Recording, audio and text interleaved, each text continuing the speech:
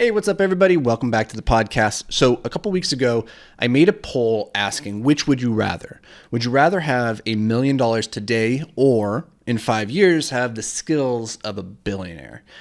And this was a really interesting question. It's kind of loaded, I thought, because to me, it's very, very obvious that there is really only one answer, one right answer. If your goal is to live a life of financial freedom, to have control over your life, to have the ability to go and do what you want, where you want, with who you want, when you want, like the only answer to this question in my mind is you have to go for the skills, because money is never the solution. It's never the thing that's going to stick with you through thick and thin, through life's ups and downs, because it's a thing that can depreciate. It's a thing that could be stolen from you. It's a thing that could deflate over time. It could become devalued if we go into a market of hyperinflation. There's all sorts of things that can happen to the money. Whereas your skills, if you have those, if you have the ability, the knowledge, the resources, the ability to go out there and make money, then you will never want for money in your life. So for me, it's always better to trade that 5 years to acquire the skills. And I think it's this type of short-term thinking of, hey, if I take the money now, like my life can be drastically improved at this moment, and then I can invest that money for retirement. I could use this money to go and acquire the skills of a billionaire, which I think in a lot of cases is true. You could do that. However, I was surprised that 30% of people opted for the money. First of all, like of the poll, I think we had like 3,500 people respond. And so about 1,000 people, a little bit over, chose the money.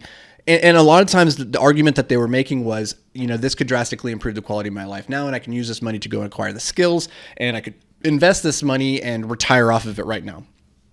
And the argument that I come to isn't that those things aren't true, that you couldn't use that money to acquire skills, and that you couldn't use that money to invest wisely. However, in my experience, things that have been given without having been earned tend to very easily leave us. So they say easy come, easy go, or a fool and his money are soon parted. And I believe that if you don't have the skills or the ability to go out there and get the money in the first place, it's just handed to you, then by definition, you don't have the tools, the resources, the skills yet to wield that money. And so I look for an example to other areas of life where people are just suddenly handed large sums of money to see what was the effect, what happened in that scenario. And the easiest place to look is the lottery, right? Like these people, they buy a ticket for $1 and then they win millions of dollars.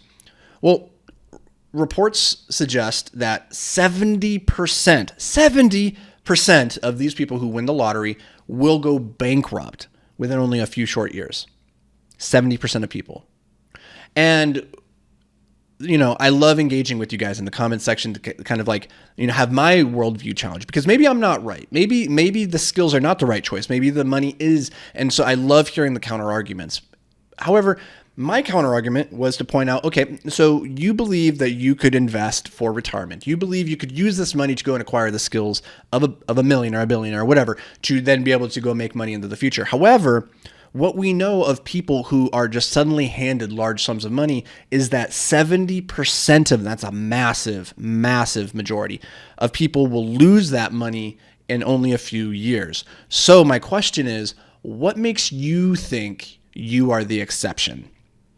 And over, the refrain that I heard was, like as a person who's following you and your content here on social media and like learning financial like literacy and all these things, like that flatters me. But let's not delude ourselves into thinking that just because we are learning about these things doesn't mean yet we know how to implement or utilize them. And so if you do not yet have the skills or the ability to go out there and make $1 million, I believe if I hand you $1 million, you could be very well intentioned about going out there and researching and learning and doing all the right things. And there's still a 70% chance that you're going to lose that money. Because I don't think all those lottery winners just went out there intending to lose it. I think probably some of them went into it thinking, I'm going to try and keep this money, right? Now, you may very well end up being in the 30%. And maybe perhaps the people who do follow me on social media, listen to this podcast, maybe they are the 30% because there's something different in how they're approaching the game. That's very well possible. However, in my experience, if your game plan revolves around you being the exception and not the rule, then the chances are very good that you're going to lose. Okay, so again, if your game plan is that you are the exception and not the rule, then you're probably going to lose. And so 70% of people losing the money in only a few years, that is a very hard statistic to look at and think, I could be the exception. I could be in the 30%. Sure, when we're entrepreneurs and we're going for gold, like we have to be kind of delusional in our abilities. However, like when I look at that, I just think, I don't know, man. I would not bet my life on a coin flip like that. However, like if I had a 70% chance of being wrong, but 30% being right, those aren't great odds. Whereas 100% odds are that I would have the skills of a billionaire in 5 years. I can almost guarantee you could use those skills to make tens of millions of dollars. Maybe you don't go and build $1 billion company because there's probably a lot of luck factored into that. However, the skills of a billionaire, the people that I've met who are billionaires, like they have legit skills that they could just go start from square one and earn $1 million like it's nothing, just like overnight. They could do that. And so I would take the sure thing of that $1 million, knowing that then I have the skills that regardless of what the money does, how it comes or goes, or somebody takes it or what happens to it in the future, like I always have the skills that will compound for the rest of my life as long as I'm living. And I think that is the right choice. And so I just wanted to share this with you because I think there's a lot of cognitive biases within psychology, and one of them is what I call the rule of the exception, which is we all believe we are exceptions. We all believe that yes, there are statistics out there about driving over the speed limit, or smoking, or eating unhealthy and not exercising, or not sleeping, like all these things. We know that there's statistics about these things increasing the risk and the prevalence of mortality events in our lives, and yet we think I'm the exception. That stuff can't happen to me until life smacks you in the face, and suddenly you have diabetes, you get into a car accident, you lose a leg, like whatever, like all these terrible things can happen to you, and you realize, oh crap, I'm not exempt. I am not the special butterfly.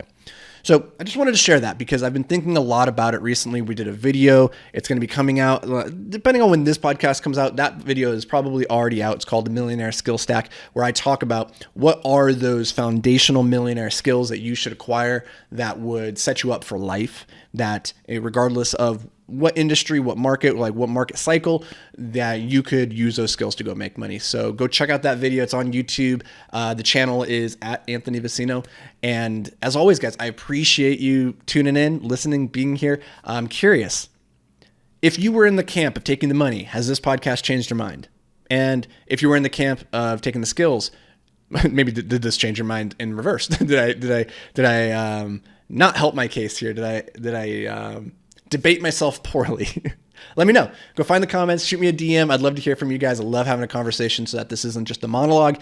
Come engage with me, whether that's on Twitter at Anthony Vicino or on Instagram, that's the Anthony Vicino, because somebody stole my name. Anyways, that's going to do it for me, guys. I appreciate you being here. Looking forward to seeing you back here tomorrow. Until then, stay hyper-focused.